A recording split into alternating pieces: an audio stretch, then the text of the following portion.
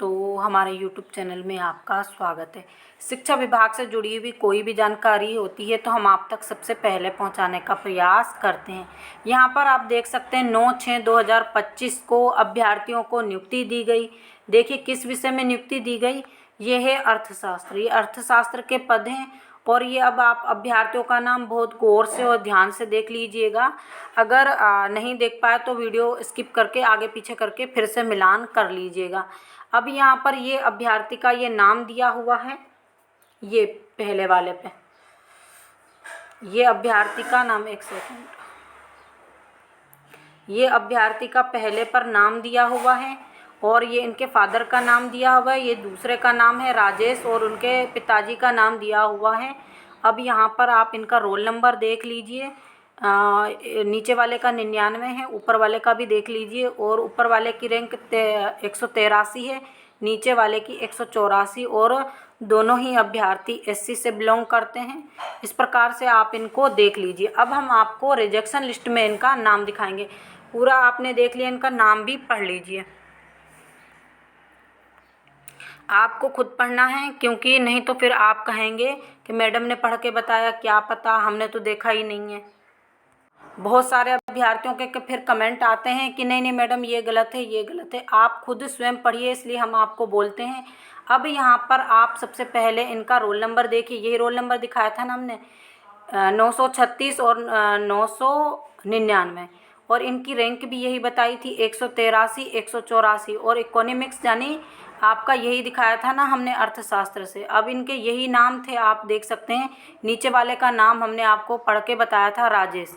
अब इनको क्यों बाहर किया गया? BEd डिग्री अपूर्ण होने के कारण या निर्धारित दिनांक तक नहीं होने के कारण इनको भर्ती प्रक्रिया से बाहर किया गया। ये दोनों अभ्यर्थियों का हमने नाम बता दिया और ऊपर जितने भी अभ्यर्थी हैं सभी को ज्वाइनिंग मिल चुकी है। पूरी लिस्टें हमारे पास हैं, वो लिस्ट हम कभी भी आपको दिखा सकते हैं। अब यहाँ पर सवाल ये उठता है कि अगर विभाग इस तरह से अगर नियुक्ति करता चला जाएगा तो फिर क्या होगा? आप सभी अभ्यर्थियों की वेटिंग क्लियर नहीं होगी क्योंकि 447 अभ्यर्थी DPI से बाहर हुए हैं, केवल 51 अभ्यर्थी जनजातीय कार्य विभाग से बाहर हुए। तो टोटल मिलाकर आपके 500 से ऊपर आपके 500 अभ्यर्थी तक हो जाएंगे आपकी वेटिंग क्लियर होने के लिए। तो 500 अभ्यर्थी भी बहुत होते हैं दोनों विभाग के, लेकिन यहाँ पर आप लोग इस बात को कोई सीरियसली ले ही नहीं रहे कि इससे आपका कितना नुकसान होगा। क्योंकि अगर ये अभ्यर्थी लग जाएंगे तो फिर रूल्स का क्या? आप लोगों को विभाग जाना चाहिए और रूल्स के बारे में विभाग को अवगत करवाना चाहिए कि रूल्स के अकॉर्डिंग जिनके डॉक्यूमेंट्स कंप्लीट नहीं हैं आपको उन्हें भर्ती प्रक्रिया से बाहर करना था।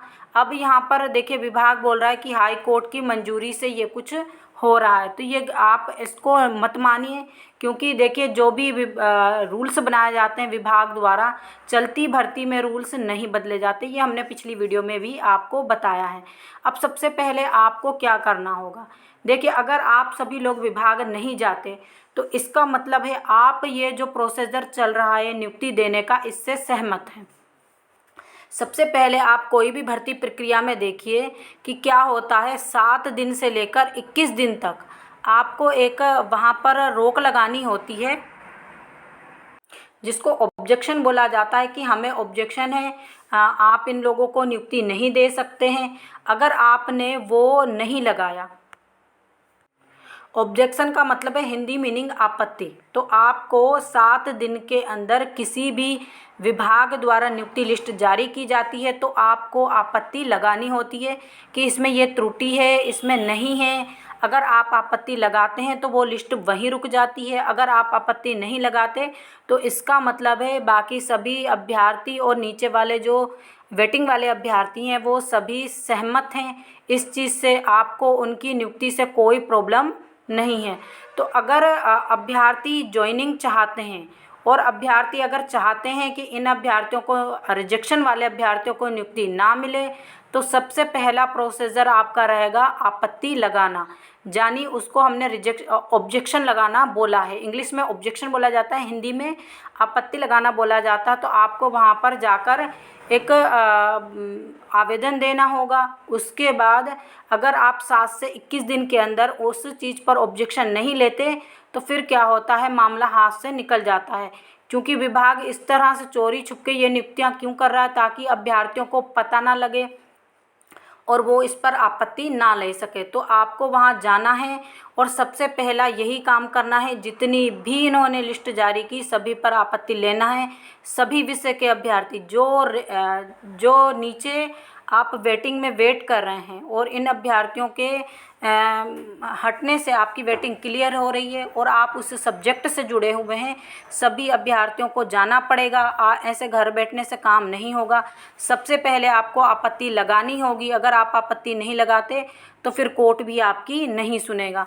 तो सबसे पहला प्रोसीजर आपका यही होगा।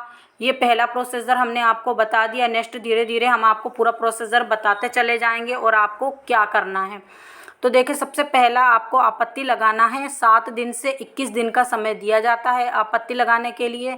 और जितनी भी लिस्ट जारी की गई है विभाग द्वारा, सभी पर सभी विषय वालों को, यानी जो जिस सब्जेक्ट से जुड़ा हुआ है उस सब्जेक्ट वाले अभ्यर्थियों को ही आपत्ति लेनी पड़ेगी। और वो नीचे आप वेटिंग में होना ज़रूरी है। और वेटिंग में नहीं होना भी इससे कोई फ़र्क नहीं पड़ता, लेकिन आप उस सब्जेक्ट के होना ज़रूरी हैं। तो इसी प्रकार की जानकारी के लिए हमारे साथ बने रहिए। जो लोग हमारे चैनल पर पहली बार विजिट कर रहे हैं, प्लीज़ चैनल को भी सब्सक्राइब कर लीजिए। वीडियो को अधिक से अधिक लाइक कीजिए, और उससे भी ज़्यादा कीजिएगा शेयर, क्योंकि जितने अधिक अभ्यर्थी एकत्रित होकर आपत्ति लगाएंगे तभी आपका काम बनेगा, अन्यथा नहीं। तो नेक्स्ट वीडियो में हम नेक्स्ट प्रोसीजर बताएंगे और नेक्स्ट आपको दिखाएंगे कितने अभ्यर्थियों की लिस्ट जारी हो चुकी है।